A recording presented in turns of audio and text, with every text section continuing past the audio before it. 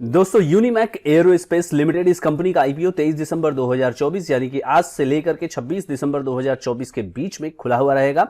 और इस कंपनी ने अपने इस आईपीओ में शेयर की जो फेस वैल्यू रखी है वो 5 रुपए प्रति शेयर रखी है। प्राइस बैंड 745 रुपए से 785 रुपए प्रति शेयर का है और एक लॉट में 19 शेयर्स होंगे। दोस्तों अगर बात की जाए टोटल इशू साइज की तो यहां पर कंपनी ने उठाने हैं बाजार से 500 करोड़ रुपए। 500 करोड़ रुपए में से 250 करोड़ रुपए दोस्तों ये फ्रेश इशू है, ये पैसा कंपनी को मिलेगा और कंपनी इस पैसे का क्या करेगी इस वीडियो में जानने की कोशिश करेंगे। ऑफर फॉर सेल यानी कि प्रमोटर्स जो इन्होंने कंपनी शुरू की थी वो 250 करोड़ रुपए के शेयर्स बेच रहे हैं, ये वाला पैसा प्रमोटर्स के पास जाएगा। दोस्तों क्यूआईबी कैटेगरी की बात करें तो यहां पर 50% रिजर्वेशन है। रिटेल कैटेगरी के निवेशकों के लिए 35%, एनआईआई एचएनआई के लिए 15%। कुछ इंपॉर्टेंट डेट्स आप जान लीजिए दोस्तों। Basis of allotment company final करेगी 27 दिसंबर को और अगर आपको ये आईपीओ नहीं मिलता है इसमें शेयर इस आईपीओ के अंदर तो आपका पैसा रिफंड होगा 30 दिसंबर को। और अगर आपको ये आईपीओ मिल गया, इसमें शेयर्स मिल गए तो 30 दिसंबर 2024 को डीमैट अकाउंट में क्रेडिट हो जाएगा। और दोस्तों साल के लास्ट दिन जो लिस्टिंग होगी, साल के लास्ट दिन होगी साल 2024 के आखिरी दिन यूनिमैक जो है वो बाजार का हिस्सा बनेगी दोस्तों, यूनिमैक एरोस्पेस। अब दोस्तों आपको किस तरह से अप्लाई करना है अमाउंट वाइज। रिटेल कैटेगरी के निवेशक अगर 2 लाख रुपए से कम अगर आप लगा रहे हैं तो आपको कहा जाएगा एक लॉट के लिए मिनिमम लगाना होगा आपको 19 शेयरों के लिए 14,915 रुपए। रिटेल में आप एक एक लॉट करके बढ़ाते जाएंगे अपना इन्वेस्टमेंट और 13 लॉट तक पहुंच पाएंगे तो 247 शेयरों के लिए 1,93,895 रुपए। अगर बात करें 2 लाख रुपए से लेकर के 10 लाख रुपए तक के निवेशकों के लिए उन्हें कहा जाता है एसएचएनआई। मिनिमम उनके लिए है 14 लॉट 266 शेयर 2,08,810 रुपए और मैक्सिमम उनको 67 लॉट तक पहुंचना होगा 1273 शेयरों के लिए 9,99,305 रुपए। अगर आप 10 लाख रुपए से ऊपर पैसा लगाना चाहते हैं तो आपको कहा जाएगा BHNI और यहां मिनिमम 68 लॉट के लिए 1292 शेयरों के लिए 10,14,220 रुपए आपको लगाने होंगे। जितना भी आपका पॉकेट अलाउ करता है उस हिसाब से आपको अप्लाई करना होगा। अब आइए दोस्तों समझ लेते हैं यूनिमैक एरोस्पेस एंड मैन्युफैक्चरिंग लिमिटेड इस कंपनी का बिजनेस क्या है। इनकॉर्पोरेट हुई थी 2016 में और कंपनी इंगेज है। इंगेज यानी काम कर रही है, क्या कर रही है, manufacturing of complex tools like mechanical assemblies, electromechanical systems, component for aero engines and airframe production। Arrow engine और एयरफ्रेम प्रोडक्शन के लिए company mechanical assembly, electromechanical system और कंपोनेंट बनाती है। कंपनी एक इंजीनियरिंग सॉल्यूशन प्रोवाइडर है जो कि स्पेशलिस्ट है मैन्युफैक्चरिंग करने के लिए। कॉम्प्लेक्स प्रोडक्ट में कंपनी बिल्ड टू प्रिंट और बिल्ड टू स्पेसिफिकेशन यानी 2 तरह से यहां पे काम करती है। 2 ऑप्शंस देती है अपने जो इसके कस्टमर है उसको कि बिल्ड और प्रिंट दोनों करा लो या बिल्ड टू स्पेसिफिकेशन अपने हिसाब से करा लो। तो इसके अंदर कंपनी करती क्या है, machining, fabrication, assembly, testing, creating new product. इसमें based on specific requirement of clients, जैसा कि मैंने अभी थोड़ी देर पहले कहा। और क्लाइंट्स कौन से हैं ध्यान दीजिएगा, जो कि बजिंग सेक्टर रहा साल 2023-24 में, aerospace, defence, energy, semiconductor industries के लिए कंपनी काम करती है। अब साल 2022 से 2024 के बीच में कंपनी ने 2356 SKUs यानी कि अलग अलग यूनिट्स के टूलिंग और प्रिसिशन कॉम्प्लेक्स जो है वो बनाए हैं, जिसमें कि कंपनी ने 624 SKUs जो है वो प्रिसिशन मशीनरी पार्ट्स कैटेगरी में सप्लाई किए हैं और मोर देन 26 कस्टमर अक्रॉस 7 देशों में, 26 कस्टमर और 7 देश जो है पूरे विश्व में यहां पर कंपनी माल बेची है 2022 से 24 के बीच में। और जहां तक दोस्तों मार्च 2024 की बात है तो कंपनी ऑपरेट कर रही है इसकी 2 मैन्युफैक्चरिंग फैसिलिटीज के माध्यम से।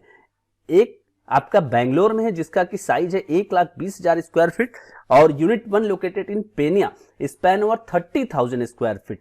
और जबकि यूनिट 2 सिचुएटेड है special economic zone Bangalore international airport के पास, जो कि 90,000 स्क्वायर फीट का एरिया कवर करती है। ये सारी जो फैसिलिटीज है ISO द्वारा मान्यता प्राप्त है और कंपनी 31 मार्च 2024 तक 384 एम्प्लॉइज के साथ काम कर रही है। अब आइए दोस्तों देखते हैं कंपनी के जो वर्टिकल हैं प्रोडक्ट्स के वो क्या है। Arrow engine tooling, air frame tooling, precision parts और प्रिसीजन सब सिस्टम। इसके अंदर जो है अलग अलग प्रोडक्ट्स हैं, मैं आपको भी वेबसाइट पे ले चलूंगा कंपनी के, तो वहां पे आप उसको देख भी पाएंगे। दोस्तों कंपनी ने अपनी कुछ कैपेबिलिटीज बताई हैं जो कि कंपनी द्वारा दी गई हैं। एडवांस्ड मैन्युफैक्चरिंग कैपेबिलिटीज है जो कि हाई प्रिसीजन में काम कर सकती है। हाई प्रिसीजन के अंतर्गत बिना कोई फॉल्ट के कंपनी प्रोडक्ट को डिलीवर करने में सक्षम है। Digital first manufacturing company with robust infrastructure facilities है। एस्टैब्लिश्ड प्लेयर है with unique capabilities in the sector and high barrier to entry. इस सेक्टर में बहुत हाई बैरियर है जो तो कोई कंपनी के आने की संभावना यहां नहीं होती है। और एक्सपोर्ट ड्रिवन प्लेयर है, ग्लोबल डिलीवरी सर्विस मॉडल है और रोबस्ट वेंडर इकोसिस्टम है। दोस्तों फिलहाल मैं आ गया हूं कंपनी की वेबसाइट पर। आप देखिए global high precision engineering solution company, ऐसा कंपनी का दावा है। ये सारे प्रोडक्ट्स जो कंपनी बनाते हुए आपको दिख रही है, ये बड़े बड़े जो प्रोडक्ट्स हैं ये एयरक्राफ्ट वगैरह में प्रयोग होते हैं। आपको यहाँ पे मैं दिखाऊं, यहाँ पे कंपनी कह रही है welcome to Unimac Aerospace, we are glad that we are global high precision engineering solution company specialising in manufacturing of complex product with build to print and build to specification offering. जैसा कि मैंने अभी कहा, arrow engine tooling, देखिए ये सारे tools है जो कि कंपनी बनाते हुए नजर आ रही है। ये सारे टूल्स कंपनी बना रही है जो कि एरो डिफेंस प्रोडक्ट्स के अंदर प्रयोग होते हैं। और एयर फ्रेम टूलिंग यानी कि जो आपका एयरक्राफ्ट वगैरह बनता है और डिफेंस इक्विपमेंट्स बनते हैं। ये देखिए एयर फ्रेम बना रही कंपनी, ये डिफेंस हो गया या एरोस्पेस चीज़ें हो गई, ये कंपोनेंट बना रही है कंपनी उन्हीं चीज़ों के लिए। और इंडस्ट्री, जैसा कि मैंने कहा, डिफेंस एरोस्पेस ये सारी इंडस्ट्री है जिसके लिए कंपनी काम कर रही है। Aerospace semiconductor energy. दोस्तों बिजनेस मॉडल आप समझ गए, एरोस्पेस इंडस्ट्री के अंतर्गत ये कंपनी काम कर रही है और अपने प्रोडक्ट्स जो है बना के सप्लाई दे रही है। आइए आपको फाइनेंशियल सेक्टर के बारे में, फाइनेंशियल स्ट्रेंथ वीकनेस जो भी है उसके बारे में थोड़ा सा डिटेल दे दूं। कंपनी 31 मार्च 2022 को जो कंपनी का एसेट्स था 56 करोड़, देन 93 करोड़, 175 करोड़ और अभी 30 सितंबर 2024 को 509 करोड़ 27 लाख रुपए।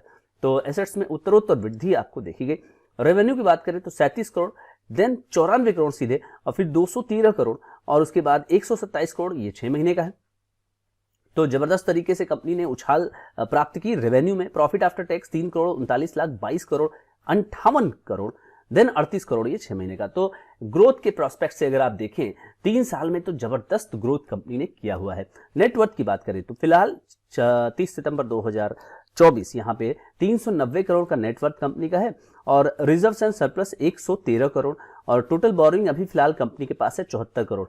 तो कुल मिलाकर के एक छोटी कंपनी का यहाँ पे बेस है। देखिए अगर टोटल एसेट्स आप बात करें तो 509 करोड़ का टोटल एसेट्स है, छोटी कंपनी है और बेच रही है 509 करोड़ के मुकाबले यहाँ 127 करोड़ छमाही की बात करें और अगर इसको आप डबल करेंगे तो 250 करोड़ का सेल्स जो है वो 24-25 FY में आने की संभावना है। अब दोस्तों यूनिमैक एरोस्पेस, इस कंपनी को लिस्टिंग जो है अगर देखिए अगर हाई प्राइस बैंड पर हुई तो हाई प्राइस बैंड पर हुई तो 4000 करोड़ के आसपास जो है वो लिस्ट हो जाएगी। लेकिन क्या ये हाई प्राइस बैंड पर ही लिस्ट होगा या ऊपर आगे तो ये देखना पड़ेगा।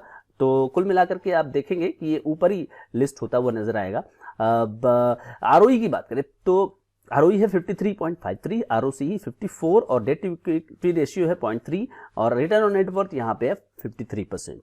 दोस्तों पैक्ट मार्जिन जो है वो भी अच्छा है 27.85 और प्राइस टू बुक यहाँ पर कंपनी का है 31। तो ये एक नेगेटिव एस्पेक्ट है क्योंकि देखिए ग्रोथ कंपनी है तो यहाँ पे इसको इसी हिसाब से कंपनी लेकर के बाजार में आई है। अब दोस्तों ईपीएस जो है पोस्ट आईपीओ ईपीएस की बात करें तो 15 है और उसके सापेक्ष कंपनी ने 51 का पीई मांगा हुआ है। अब दोस्तों मैं आपके सामने वो रिस्क फैक्टर्स जो है डिस्कस करूंगा जो कंपनी ने अपनी आरएचपी में यहां पर कहा है। तो आरएचपी में कंपनी ने बताया है कि इसका पूरा का पूरा जो बिजनेस है वो एरोस्पेस सेक्टर का है और 95% बिजनेस तो मतलब कंपनी ही उसी की है तो भाई बिजनेस तो उसी का रहेगा ही ना। और उसमें कंपनी 2 प्रोडक्ट में डील करती है, वो है 2 कैटेगरी में यानी कि एरो इंजन टूलिंग और एयर फ्रेम टूलिंग में।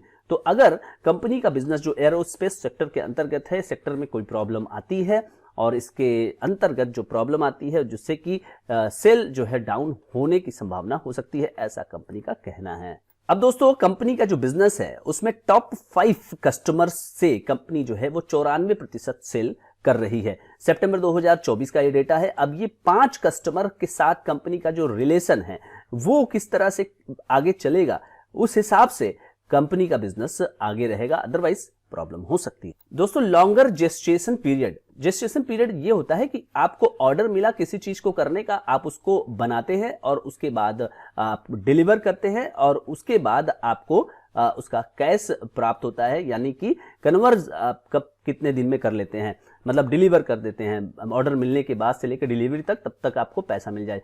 और ये है 7 to 28 वीक। अब इस दौरान अगर आपको ढेर सारे ऑर्डर मिल गए तो आपको पूरा तो करना ही है, तो उसके लिए करना क्या होगा, आपको और पैसा चाहिए, आपको वर्किंग कैपिटल जो है और चाहिए होगा, और उसी हिसाब से आप लोन लेंगे, शॉर्ट टर्म वाले लोन लेंगे तो एक जो है वो क्या हो जाता है, इंटरेस्ट कॉस्ट यहां पे बढ़ जाता है। दूसरी तरफ दोस्तों, मोर देन 95% जो बिजनेस है ना इनका, वो एक्सपोर्ट से आता है।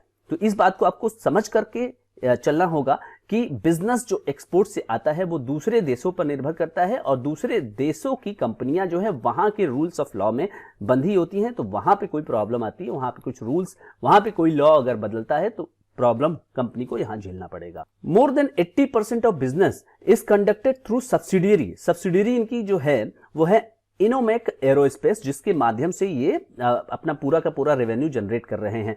अब इस सब्सिडियरी में अगर कुछ प्रॉब्लम होती है, प्रॉब्लम इन द सेंस की जो होल्डिंग पैटर्न है वो अगर यहां पे डिस्टर्ब होता है, तो स्वाभाविक सी बात है कि पेरेंट कंपनी जो है उसका जो प्रॉफिटेबिलिटी है वो प्रॉब्लम में आएगा। दोस्तों, पास्ट में कंपनी का नेगेटिव कैश फ्लो रहा है, क्योंकि जैसा कि आपने देखा कि 7 to 28 का यहाँ पे जेस्टेशन पीरियड भी होता है और कंपनी को शॉर्ट टर्म में लोन भी लेना पड़ सकता है या पड़ता रहा है। नेगेटिव कैश फ्लो एक आम बात कंपनी के बिजनेस की रही है, और कंपनी का ये भी कहना है कि वो ये गारंटी नहीं दे सकती है कि पास्ट में चीजें फ्यूचर में नहीं हो सकती, फ्यूचर में भी ये हो सकता है कि नेगेटिव कैश फ्लो हो जाए। इसके अलावा दोस्तों, कंपनी जो प्रोडक्ट बनाती है, जो हाई प्रिसिशन इंजीनियरिंग के माध्यम से बनाती है, लेकिन कभी कभी उसमें प्रॉब्लम हो सकती है, और उस प्रॉब्लम को दूर करने के लिए दोस्तों कंपनी के पास वो फिर से वापस आता है, उसको फिर से कंपनी को सही करके वापस करना पड़ता है। तो रिटर्न अगर ज्यादा हो गया, हाई अगर ज्यादा मात्रा में अगर रिटर्न आने लगे तो कंपनी के लिए ये अच्छी बात नहीं है,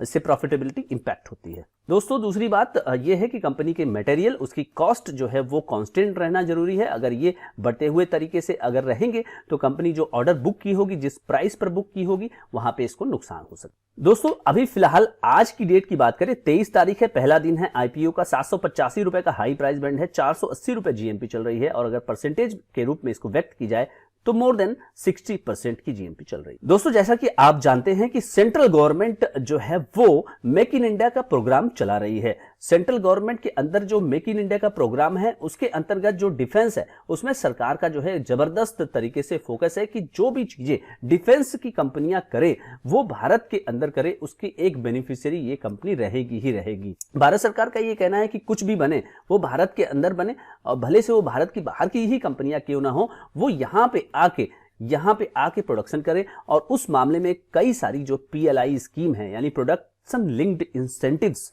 वो भी गवर्नमेंट ऑफ इंडिया इन सब कंपनियों को दे रही है। अब उसके अलावा जो है आप देखिए, भारत सरकार जो है डिफेंस की कंपनियों को, एरोस्पेस की कंपनियों को, इन लोगों के लिए डिफेंस कॉरिडोर बना करके दे रही है, झांसी के पास उत्तर प्रदेश में। तो उस तरह से अगर आप देखें तो डिफेंस कॉरिडोर बनेगा इस तरह की कंपनियों के लिए, भले से इस कंपनी का वहां से कोई लेना देना नहीं है, लेकिन एक कंडीसिव एनवायरनमेंट भारत के अंदर जो है वो प्रेजेंट जो गवर्नमेंट है वो बना करके इन कंपनियों को दे चुकी है और दे रही है लगातार। और क्योंकि ये भारत की कंपनी है, एक इंडियन कंपनी है, तो इस कंपनी के लिए भी कोई समस्या नहीं है। हाँ, ये बात अलग है कि एक्सपोर्ट ड्रिवन जो है वो बिजनेस है, तो आज के डेट में भारत सरकार भी ये बड़े ही गर्व के साथ, बड़े ही सेल्फ प्राइड के साथ कहते हुए आपको बराबर देखेंगे। आप रक्षा मंत्री बराबर जो है ये कहते हुए नजर आते हैं कि अब हमारा देश जो है डिफेंस के प्रोडक्ट का इंपोर्टर नहीं एक्सपोर्टर हो चुका है, और इस एक्सपोर्ट को सरकार को कई गुना बढ़ाना है। सरकार ये बार बार कहती है, लोकसभा में कहती है कि इस एक्सपोर्ट को कई गुना बढ़ा करके लेके जाएंगे। तो ये चीज जो मैंने बताई, मैक्रो फैक्टर मैंने बताया, जहां से कि गवर्नमेंट जो पॉलिसी है इन कंपनियों के फेवर में चल रही है। अब दूसरी बात ये है दोस्तों कि कंपनी की बात करते हैं। कंपनी जो है उसका रेवेन्यू आपने देखा कि रेवेन्यू जो है वो जबरदस्त बढ़ा, प्रॉफिट आफ्टर टैक्स भी जबरदस्त बढ़ा, और प्रॉफिट आफ्टर टैक्स मार्जिन भी अच्छा खासा है। वैल्यूएशन की जहां तक बात है दोस्तों, तो छोटी कंपनी है और अपना पूरा का पूरा डिस्काउंटेड करके यहां पर 50 प्लस के वैल्यूएशन पर ये लेकर के आई है, हाई प्राइस बैंड पर 50 प्लस। अब अगर आप 60% की जीएमपी को अगर आप लगा लें तो ये आईपीओ कहां पर लिस्ट होगा? तो मुझे लगता है कि अगर 1200 रुपए पर ये लिस्ट होगा तो इसका वैल्यूएशन हो जाएगा करीब 70 to 80 के पी मल्टीपल पर ये लिस्ट होने वाली कंपनी हो जाएगी। तो वैल्यूएशन तो जबरदस्त हाई करके कंपनी आ रही है बाजार में, लेकिन अगर ग्रोथ को सस्टेन, जिस तरह से ग्रोथ की है उसको सस्टेन करने में कंपनी सफल रही तो ये अच्छी बात हो जाएगी। डिस्क्लेमर मेरा ये सुन लीजिए, आपकी कोई भी एक्शन लेने के पहले अपने फाइनेंशियल एडवाइजर से जरूर आप सलाह लें। इस वीडियो में जो भी विचार मैं व्यक्त करता हूं वो विचार केवल एजुकेशन पर्पस के लिए ही है। अब दोस्तों सवाल ये उठता है कि लिस्टिंग गेन क्या होगा इस कंपनी के अंदर। जहां तक बात है कि कंपनी का जो ग्रे मार्केट प्रीमियम में चल रहा है इस समय 60 का चल रहा है, और अगर कंपनी का वैल्यूएशन देखें तो वैल्यूएशन में दो वैल्यूएशन मैट्रिक्स है आपके पास। एक तो हो गया पी मल्टीपल, वो है 50, और एक है प्राइस टू बुक, वो है 30 प्लस। तो दोनों में ही कंपनी ने जबरदस्त यहां पे महंगा करके रखा हुआ है। लेकिन प्रॉब्लम आपका एक तरफ है और यहां पे सोल्यूशन है। सोल्यूशन ये है कि ग्रोथ जबरदस्त कंपनी ने दिखाया है, और आगे आने वाले फ्यूचर में अगर आप इसी तरह की ग्रोथ कंपनी से एक्सपेक्ट कर रहे हैं कि वो डिलीवर करने में सफल रहेगी तो ये एक अच्छी बात होगी। लेकिन आप ये ध्यान रखिएगा कि ग्रोथ का जो बेस था ना वो काफी छोटा बेस था। कंपनी ने आरएचपी में भी ये बताया है कि उसने जो ग्रोथ दिया है वो स्मॉल बेस से किया हुआ है। तो उस हिसाब से आपको यहां पे देखना पड़ेगा। लिस्टिंग होने की संभावना काफी बढ़ गई है और लिस्टिंग एटलीस्ट मुझे लगता है कि 40% प्लस होने की उम्मीद यहां पे बाजार लगा रहा है। इसके अतिरिक्त दोस्तों, क्या आपको लॉन्ग टर्म में इस कंपनी को अपने पोर्टफोलियो में जगह देना होगा? आप अगर रिस्क लेना पसंद करते हैं, आप एक रिस्की इन्वेस्टर हैं, रिस्क आपको अच्छा लगता है और वैसी कंपनी जिसको कि आप शुरू से लेके रखना पसंद करते हैं, तो उस मामले में ये कंपनी आपके लिए एक अच्छा एक पोर्टफोलियो स्टॉक हो सकती है। बाकी आप अपने फाइनेंशियल एडवाइजर से संपर्क जरूर करिएगा इस मामले में डिस्कस करने के लिए। दोस्तों अगर अभी तक आप ये वीडियो देख रहे हैं तो thank you so much for watching this video. दोस्तों चैनल पर नए हैं तो सब्सक्राइब जरूर करिए, वीडियो को लाइक करिए। अगर आपको जरा सा भी वैल्यू इस वीडियो से मिला हो तो शेयर करना ना भूलिए ताकि लोगों को इस आईपीओ के बारे में जरूर पता चले। Thank you so much.